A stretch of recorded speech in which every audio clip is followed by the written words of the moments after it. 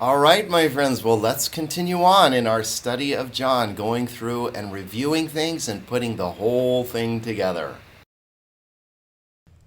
Eis ta idia eilthen, kai hoi idioi auton u par elabon. Again, so important to see the phrases here, and in this case, two independent clauses. Either of these could stand alone as a sentence.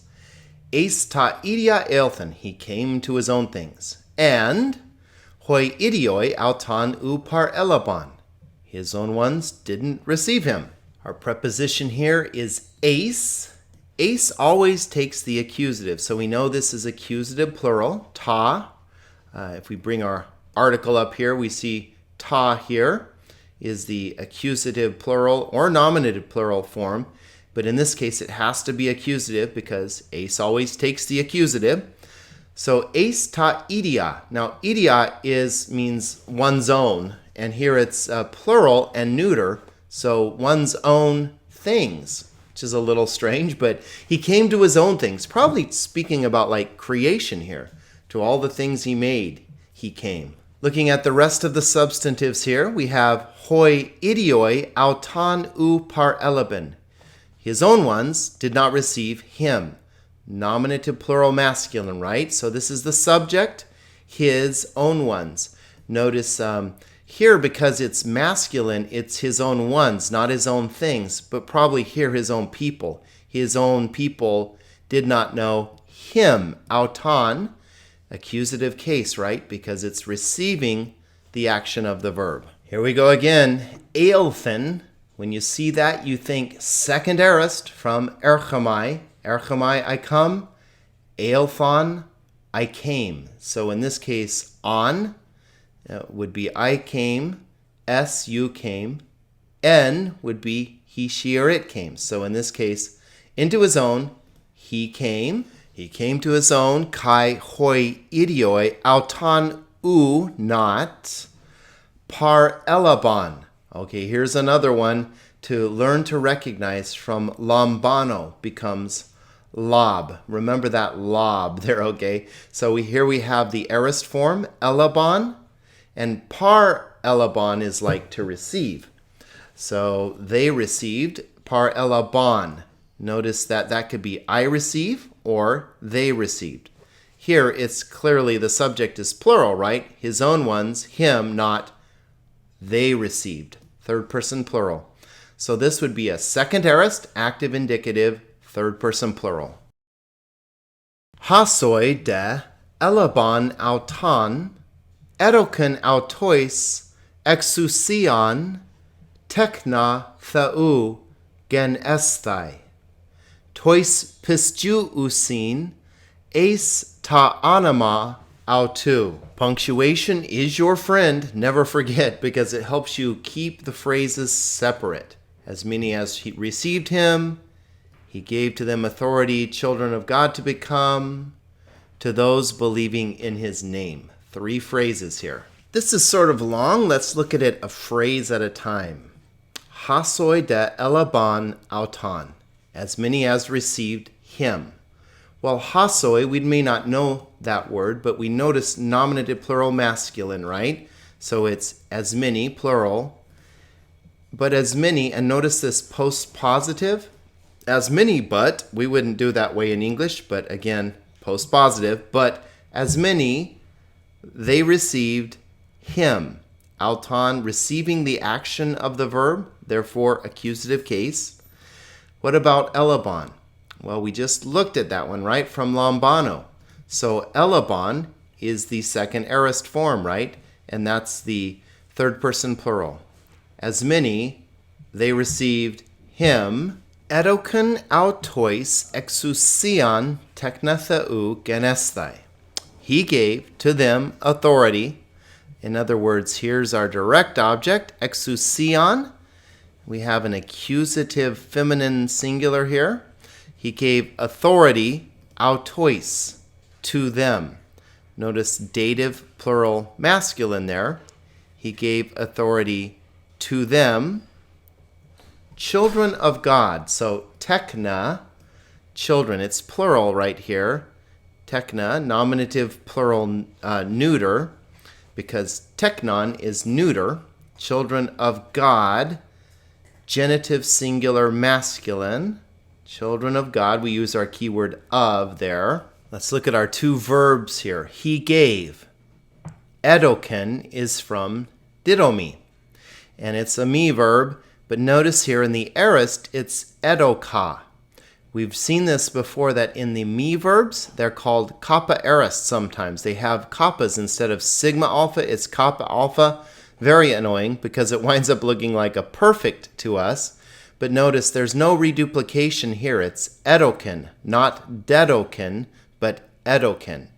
And that ending there, edoken, is our normal third person singular ending. So this is just an aorist active indicative third person singular. Now look at the next verb, gen esthai. Oh boy, here we go again. It's genomai. And you see the gamma epsilon nun. That's your clue that you're looking at genomai. Gamma epsilon nun. Notice that the stem is gamma epsilon nun. In the present, it's gen with an iota. In the aorist and actually everywhere else, it's gamma epsilon nun. So, gen esthai. Well, we see that alpha iota ending. It should jump out to you and scream infinitive, okay? And when you see esthai, you know it's a middle passive form. So this will either be present or second aorist. Those are the only ones with esthai. So our question is, has there been a stem change? And yes, indeed, there has. What happened to the augment? Remember, there's no augment outside of the indicative mood because the infinitive has nothing to do with time, only aspect. He gave to them authority, children of God to become. Then our final phrase here, tois pistiu usin eis ta anima autu. To the ones believing, to the believing ones in the name of him. Eis ta anima autu we've looked at. But this, what about this participle? Well, notice it has the article. So when you have the article, you never should miss the case number and gender. Tois, let's just bring it up here. We know this one, right? This would be dative plural, either masculine or neuter, because we're talking about people here. We're masculine. To the believing ones. Okay, pistiu usin. Now that ending might sort of jump out as weird to you. Usin almost looks like a third person plural ending, but it's not. Notice here that in the dative plural participle, it is usin.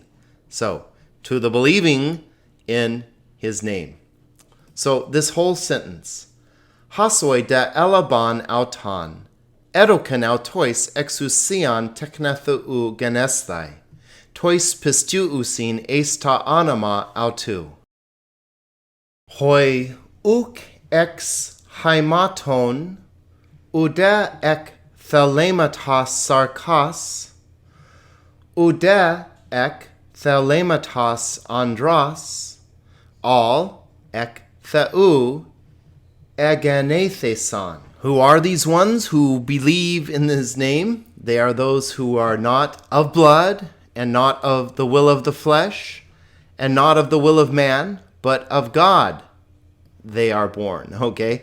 So let's look at all this string of prepositions here, all with ek. And remember that ek and ex are the same thing. It depends on what follows, whether you have a xi like this or a kappa, but they both mean out of, away from. And it always takes the genitive. So these are those hoi. Notice that's a relative pronoun, rough breathing mark and accent. There we go. These are the ones who, nominative plural masculine, not ex haimaton, genitive plural, right? And they're not of the will of flesh, genitive singulars. Notice these are third declension. Sarkos and thelematos are both third declension. Nor are they ek thelematos andros. Once again, these third declension genitive endings, but ek theu, from God. Finally, we have a second declension genitive ending, but of God they are born. So just notice that we have ek with the genitive over and over again. Okay, let's unpack this verb. They were born.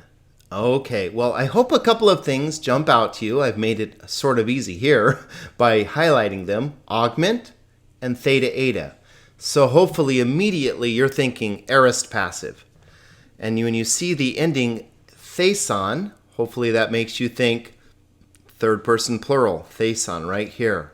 So they were something. In this case, it's born. Ganao means I beget. Now, these three verbs can be very confusing. So gather round me, children. I'm going to share with you some good wisdom, okay? This is a really good tip because it will help you keep these three verbs sorted out. If you have ganao, I want you to notice that you always have a double noon in every form. Gen with two noons. So that's a form of beget. With genomai, you have gamma epsilon and only one noon, okay? So only one noon involved in genomai, I become. Genosko, I know, has gamma noon smashed together with no vowel in between except in the present tense stem. So that's a good tip. But this one is from ganao. And notice, I'll point this out to you, but how the connecting vowel, this contract vowel, I should say, lengthens before the personal endings. It always does it. See that? That's a typical of contract vowels. So, again, a, the, san. They were born. The whole verse now. Hoi uk ex haimaton, uda ek thalematas sarkas, uda ek thalematas andras, all ekthau egenethesan. Kai halagos sarx egeneta. Kai eskenosen in hemin.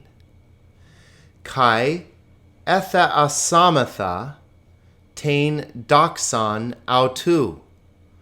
Doxon hos mana genus para patras. Pleires, charitas, kai, aletheas. Obviously, that's a mouthful. Let's make sure we see the phrases here. The Word became flesh. It tabernacled among us. We beheld its glory. And then we go on and define this glory. What glory? Glory as the only begotten of the Father, full of grace and truth. So really there are four phrases here that we need to look at one at a time. So the first phrase here, halagos sarx egeneta. So logos here, nominative singular masculine. Sarx, nominative singular masculine. Nice that they're both in the chart. So this is in case of predicate nominative because genomai is a to-be verb. Egeneta. Here we go again with that verb. Remember this one. Here's a chance to apply what I just said. Egeneta. Notice gamma epsilon noon is from genomai. I am or become. And as we've seen over and over, this is the second aorist form, which also is deponent. So it came to be. The second phrase, kai eskenosen in hemin. It dwelt or tabernacled. That's what this word skenao means. In us or among us, either translation is fine. In with the dative. And notice this is the first person pronoun.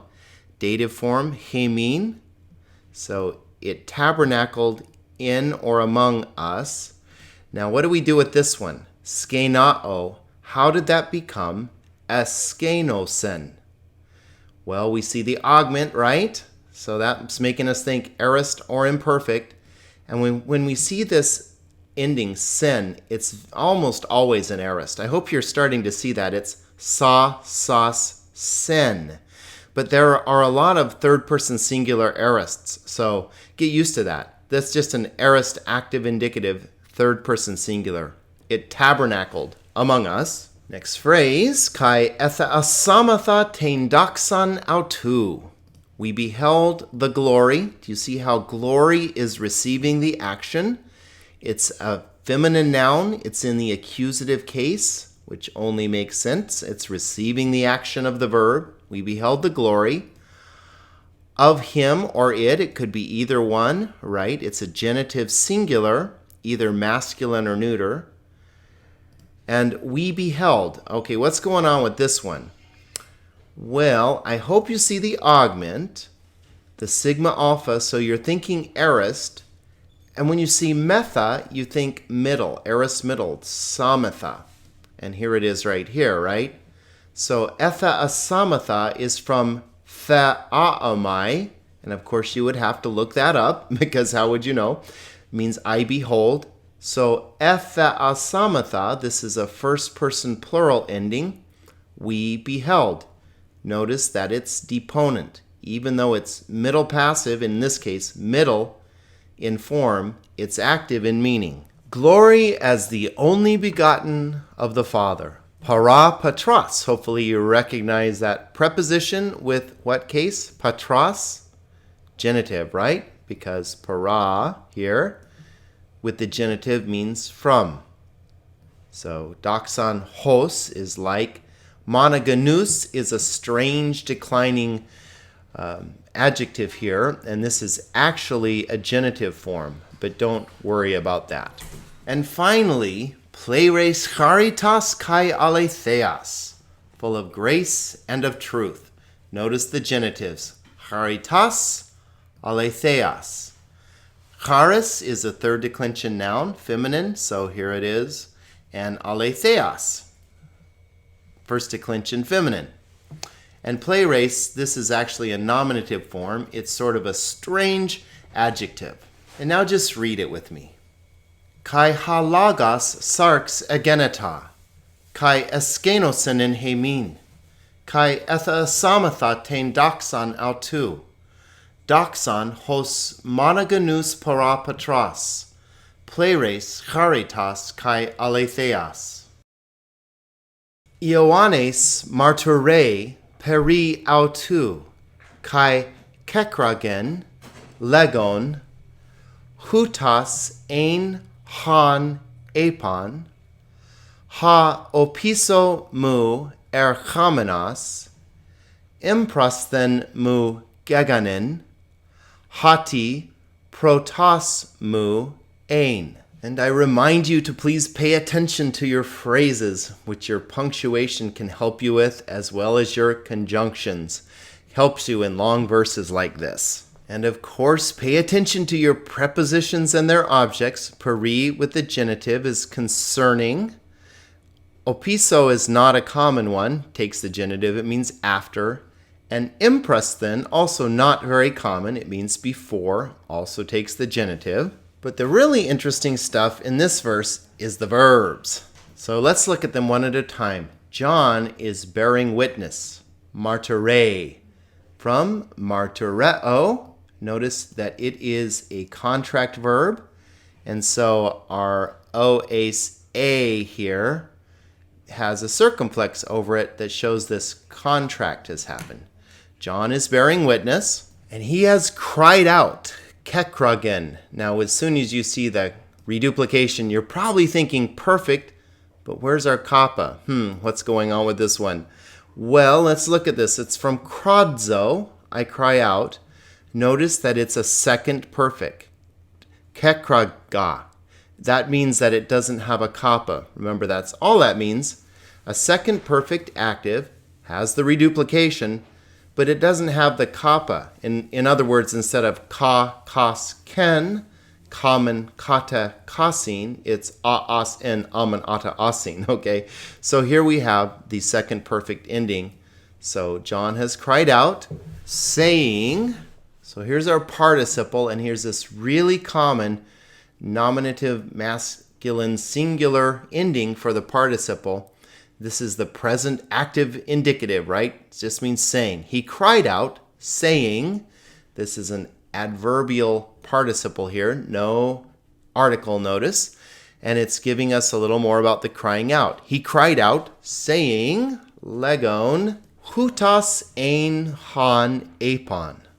Okay, that's kind of an awkward phrase there. This was he whom I said. Hutas, I hope you recognize that as our near demonstrative pronoun. So this, ein is right here. It was, or in this case, he was, whom, relative pronoun, right? See the rough breathing and the accent. So whom I said, apon. Now apon's a little weird for us because now we're looking at a second aorist. Apon is from Lego. So here we have the present form saying, hutas ein han apon. This is the second aorist, and this is that weird one with multiple roots. Very common, apon. And remember, the on ending here is just our secondary ending. I said, apon. This is an interesting arrangement here. The one after me, coming, before me, has been, because ahead of me, he was. So we have these three verbs sort of set out together. Erchamenos is actually a participle, of course. We recognize our men here in the middle, right? Men. And would this look like a present, an aorist, or a perfect to you? Well, it's from erchamai, and it hasn't changed, has it? So this is a present, middle passive participle. Recognize the ending? Nominative singular masculine. Matches our article here. The one coming after me, imprasthenmu geganin. We've seen this one before. It's from genomai, and here it is, gegana, and in fact it's the verb I chose for the paradigm here, geganin. It's a second perfect active, and again we have this frustration of no kappa here to help us out, but we do have a reduplication. So, before me has been, because ahead of me he was, ein. And hopefully by now that's so easy because you recognize that as a form of me, ein, right there. Let's read the whole thing together. Ioannes martyre periautu, kai kekragen legon, hutas ein han apon, ha opisomu erchamenas, imprasthenmu geganin, hati protasmu ein. Hati ektu pleiromatas autu, hemes pontes elabomen, kai charen anti charitas. Paying attention again to our conjunctions and prepositions. Break this into some phrases, but also notice we have ek with the what here? Genitive, right? Here we have a third declension genitive. Here we have a second declension genitive. Ek takes the genitive. And then over here we have grace anti charitas. Charin is a strange accusative form. This is an accusative feminine singular. Grace anti, and anti, as we'll see here, anti takes the genitive instead of for, or I'm calling it here after. It's hard to know exactly what John meant by this. Grace upon grace? Grace for grace? It's hard to know exactly what he was after, honestly, with that one. Anti charitas. And of course, pronouns everywhere here. From the fullness of him, autu, that's right here, of his, if we like, from his fullness, hemes, that's our nominative plural form of the first person pronoun. Remember, no gender, so nominative plural, first person pronoun, we. We all, pontes. Another adjective, good old pos here. So here's our nominative plural masculine form, pontes. And let's make sure we understand our verb here. We received. When you look at elabamen, I hope you think lambano and you think second aorist. You see that stem change there? Elaban became elabamen. So you can see that on sn, amen, elab, amen. So that's our first person plural ending. So we received. Hati hanamas dia mauseos edathe. He charis kai he aletheia dia Jesu Christu egeneta. This time let's look first at these verbs. Okay, the law through Moses, edathe, was given. Thinking didomi, right? Da is our root of didomi. And you see the theta eta, aorist passive. So here we have thein, theis, they. So this is third person singular. It was given. And then grace and truth through Jesus, egeneta. We've seen this one before, of course, from genomai. It's that second aorist, which is also deponent, agenomein, again u, again eta. So third person singular. It came to be. This verse is packed with nouns here.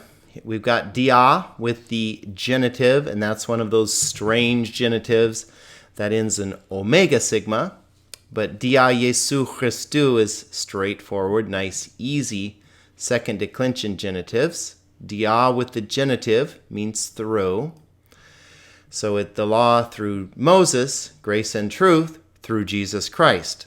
So these nouns are all subjects. They're all in the nominative case. Ha, logos. Or here, he, charis, which is a third declension noun. Here, he, aletheia, first declension feminine here. Hati hanamas dia mauseos edathe. He charis kai he aletheia dia Jesu Christu egeneta. Theon, udes, heoraken, popata. Monogenes, theos, ha, on, eis, ton, kalpon, tu, patros, ekenos, exegesata. Let's take apart these verbs first. So God, no one, heoraken. Well, you see the ken ending, you're thinking maybe perfect. You'd be thinking right. It's from horao. And this is one of those verbs that's just very irregular. Becomes opsomai in the future, adon in the aorist, and heoraka in the perfect. And you can see it has multiple roots, and that's its problem.